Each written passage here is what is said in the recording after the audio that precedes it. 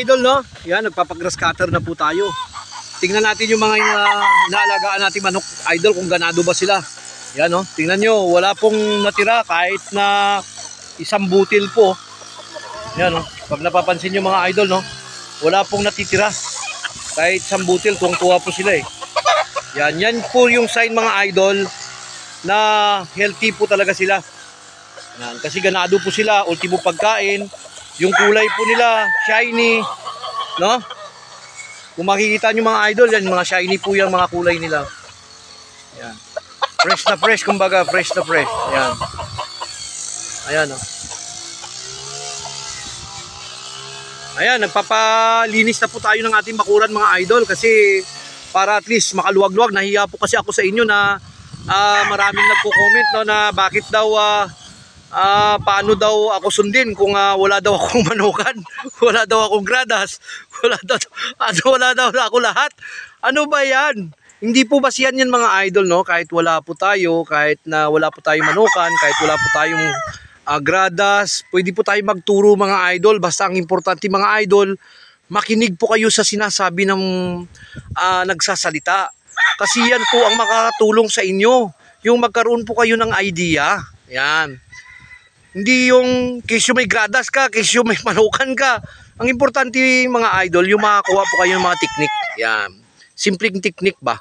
Ako, sa totoo lang idol, no? Nagising po ako is alas 3 madaling araw. Ngayon pa lang po ako natapos. Alas 8 yung katapos ko lang magpatuka sa aking mga alaga. So mamaya-maya magpapainom naman tayo ng tubig. No? Pagkatapos, after nyan mga idol, kasi kaninang madaling araw, nag-routine exercise na ako sa kanila. Tapos pag umaga, dating ng alas 6, scratch box naman.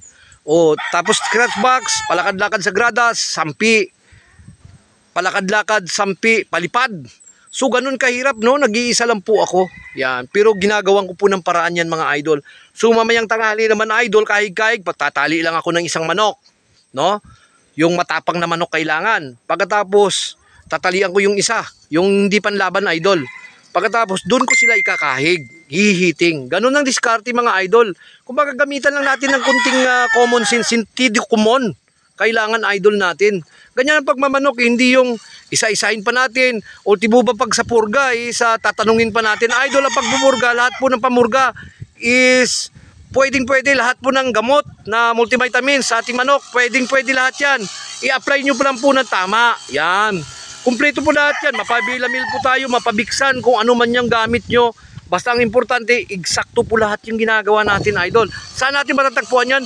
Dito sa dinadaldal ni Oma. Salita. No? Salita po. No?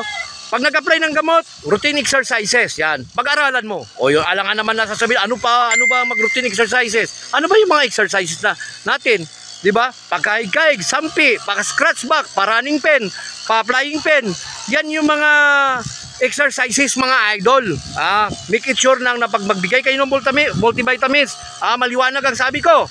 Kahit anong klase yan. Basta tama lahat ang ginagawa mo, go. Yan, good luck. At sana nakatulong po tayo kasi busy-busy po ako. Puyat pa. Kaya kinakailangan pagtapos ko nito, ilalagay ko naman sila sa silungan. Pagkatapos mamaya-maya matulog po muna ako kasi mamaya alas 12 na naman. Magpapagalaw na naman ulit tayo kasi nakakahiya po sa ating mga kaibigan, no? Na sila bumibisita dito sa atin at nanonood pagkatapos wala silang natutunan. Yan. Kailangan makinig lang mga idol, no? Kasi marami pong bibisita sa atin dito dahil dito sa ating mga inaalagang manok, no?